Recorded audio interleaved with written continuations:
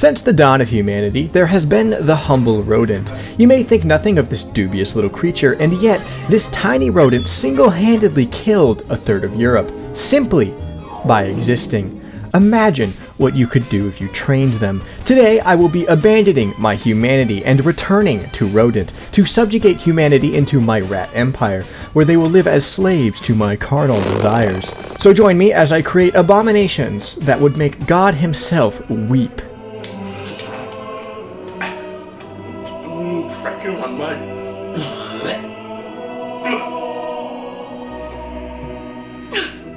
So here we are, the Rat King and his loyal subjects, and for shits and giggles I decided to genetically mutate them. We would become a rat inside and out, so much so that they would be expelled from our body at a high velocity. We started with very little, nothing but a few packaged survival meals, a couple of rats, and a fierce determination to not die. My plan was to live like the rat. We would live in the cave, eat the naturally occurring fungus, which would feed us year-round, with only minor botulism.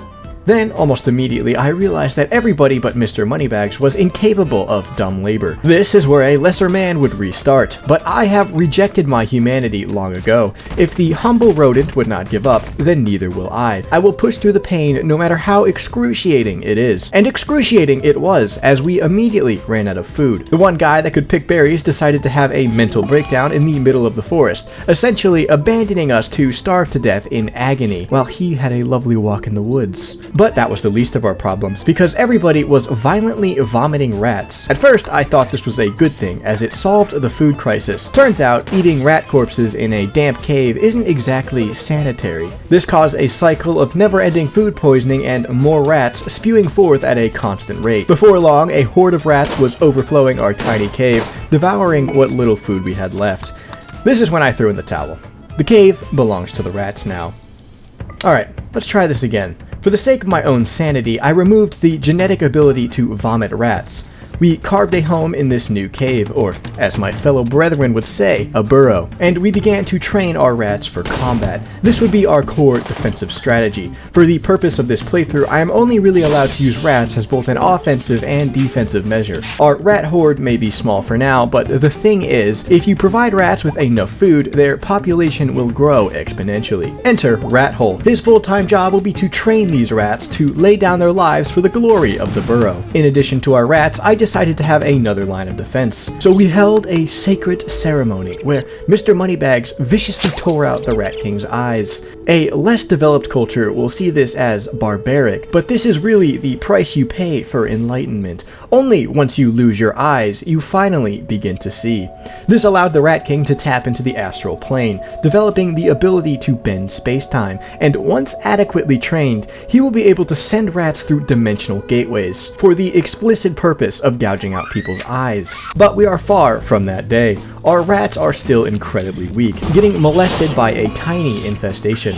If we're going to survive this world, we're going to need stronger rats. So after spending a good month researching, I built my very own genetics lab. This is where my rat escapades evolved from silly to war crimes. Observe as I repurpose this useless flesh and use it to haphazardly stitch together two rat corpses. The result is a creature that God had no hand in making. Behold, the Rat Paragon, a genetic dead end the size of a Great Dane. It's riddled with disease, and in 2 years it will experience a bout of extreme organ failure. But until then, it's perfect. This beast of a rat will be our new foot soldier. It's much stronger than your average rat, capable of withstanding a good few clubbings before succumbing to death. And if you happen to get bitten by this thing, you will contract the plague. So even if you do survive, good luck with that. The only problem right now is it takes a while to produce these things, and we only have so many growing vats. We need to rapidly expand our laboratory. Creating these monstrosities also requires a lot of corpses. Thankfully, I have a horde of disposable rats to use as fuel for this fire. I'm about to pour gasoline all over this thing.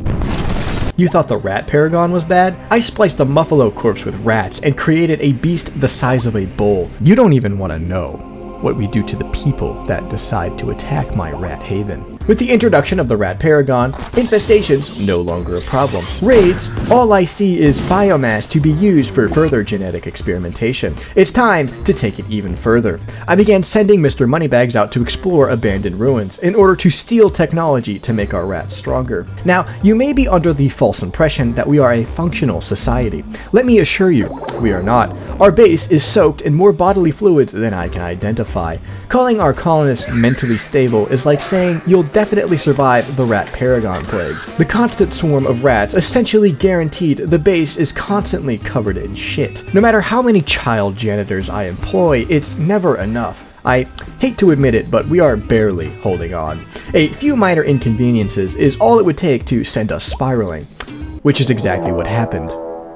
When Moneybags was away on an expedition, we got raided. We had to fight them off using nothing but reject rats and a deformed humanoid blob. Unfortunately for this disfigured creature, it survived the battle and was so devastated by this fact, it immediately flung itself into a wooden spike trap. I can't really blame it. At this point, I feel like doing the same. Dealing with these constant mental breaks was mentally breaking me. Then we got raided again. During this raid, Connie, our resident vampire, had a mental breakdown and tried to destroy our advanced components mid-fight. Here, I'm starting to tweak out a little bit. Move! Oh my god, you are so fucking slow. It's honestly not funny. Dude, it's honestly infuriating how fucking slow your fat fucking ass is moving. Now, you may be wondering why I'm crashing out so hard right now. That's because Mr. Moneybags is our only doctor, and the Rat King is bleeding out while Raider takes 18 years to apply a bandage, causing him to bleed to death. Thankfully, Connie has one special ability. The cooldown? 2 years. So for our purposes, this is essentially a one-time deal. This has been one of the worst Rimworld games I have ever done. It felt like nothing ever went right for this entire run. Oh, do not let them destroy that! Stop! God! Damn it! Every single raid or minor inconvenience cost me about 1,000 rats, and our rat paragon population was very quickly diminishing to dust. But hopefully, that was about to change. Mr. Moneybags' expedition came back with fertility unblockers. This made the rat paragons no longer a genetic dead end, meaning that pregnancy is now on the table. So I created Adam and Eve. These two would be the parents of a new generation of rats, a fully self-sustaining system of rat paragons capable of having children. While waiting for these two to get it on, I sent Mr. Moneybags back out on expeditions. Unfortunately, this would be his last one. What is that? Oh no, it's blocking the only way out. Oh god. Oh dear god, it's coming.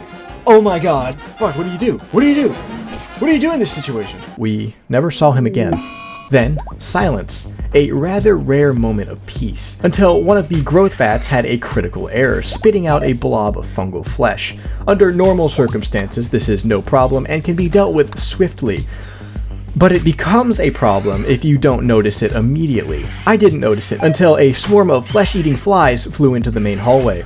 Then I looked in horror as I realized my lab was now overgrown with a fleshy fungus and spitting out swarms of flesh-eating flies. I ordered the lab to be sealed, trapping one of our geneticists inside to be consumed by the flies. Now, the fastest way to deal with this would be to throw a Molotov cocktail in there and let it burn, but we don't have any.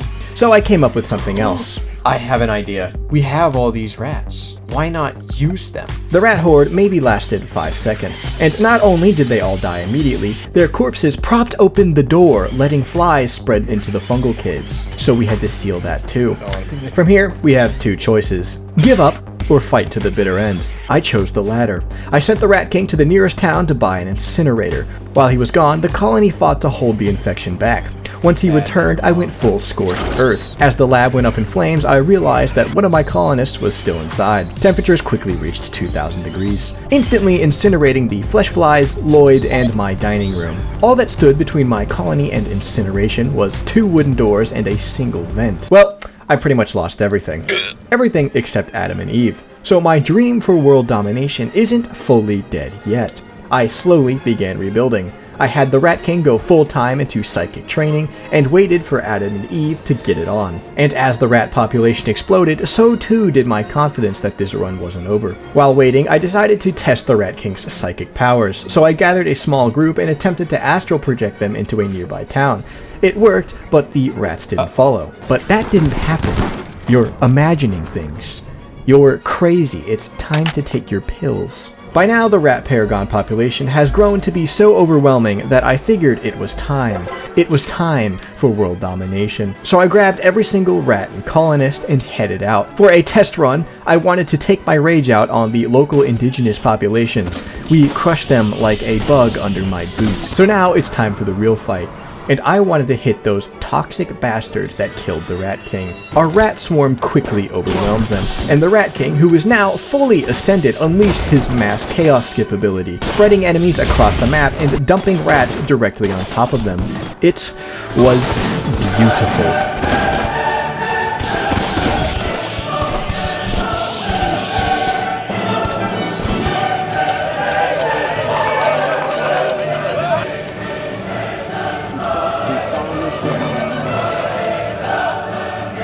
Anybody who has been playing League of Legends will be executed immediately.